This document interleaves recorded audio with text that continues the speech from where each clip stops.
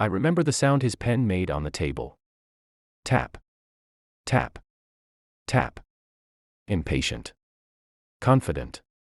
Certain the world still bent for him. I want the house. The cars. Everything, he said, sliding past me like I was already gone. Except the sun. I nodded. Calm.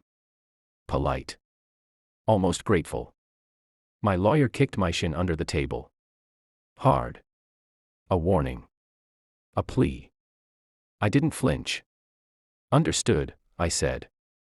That was the moment the trust activated its voting rights. We weren't always like this. Once, he held my hand as if losing it would end him.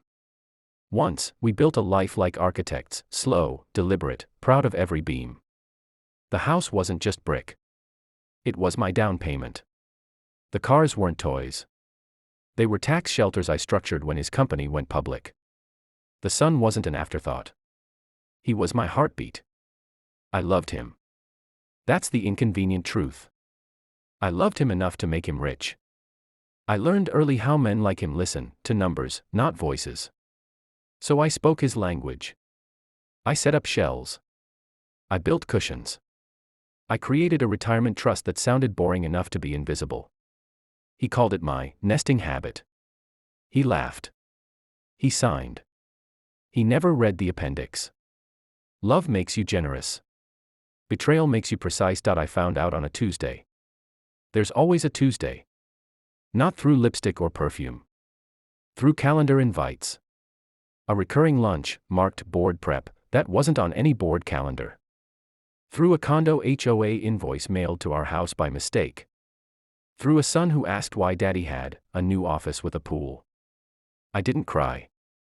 I audited. I pulled bank statements at night. Screenshots by dawn. I traced payments that braided his company with her consulting firm. I watched him reroute IP through a subsidiary. I had legally separated 3 years earlier, for risk mitigation. He wasn't cheating on me. He was stealing from the future I built. That's when the pain sharpened into something useful. I planned quietly. That's the secret no one tells you. The loud ones lose. I met my lawyer alone. Then another. Then a third, who specialized in trusts that own other trusts. I fed them facts, not feelings. I moved nothing. I changed nothing. I let him believe momentum was on his side. He asked for the house. I gave it to him. He asked for the cars. I handed over the keys.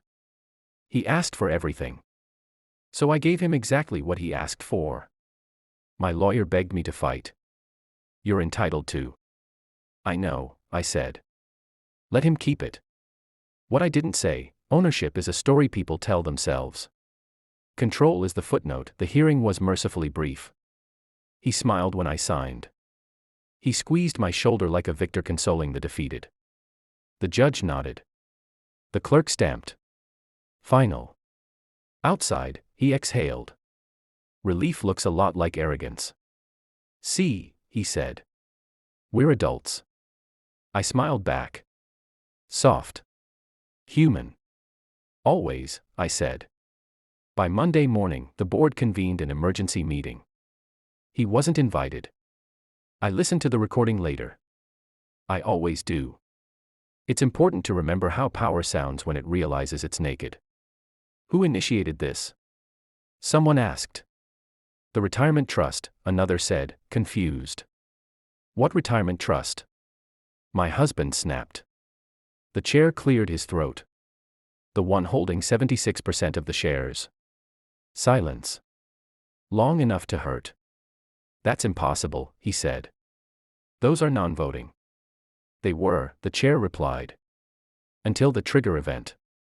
What trigger event? Divorce, the general counsel said quietly. Filed and finalized. My husband laughed then. A brittle sound. Who would design that? No one answered. They didn't need to. I didn't want him fired. I wanted him revealed. The trust didn't just vote. It audited. It froze questionable transfers. It flagged conflicts. It surfaced emails he forgot were discoverable. The affair became a footnote. The fraud became the headline. By noon, his badge didn't work. By 3, the press had questions. By 5, his lawyer called mine with a voice I didn't recognize. "We didn't know," he said. "I did," I replied. The final confrontation wasn't loud. It never is. He came to the house, his house, furious, unraveling. Holding papers like weapons that had turned to dust. "You tricked me," he said. I shook my head. "I told you yes." He looked around, as if the walls would take his side. "You took my company."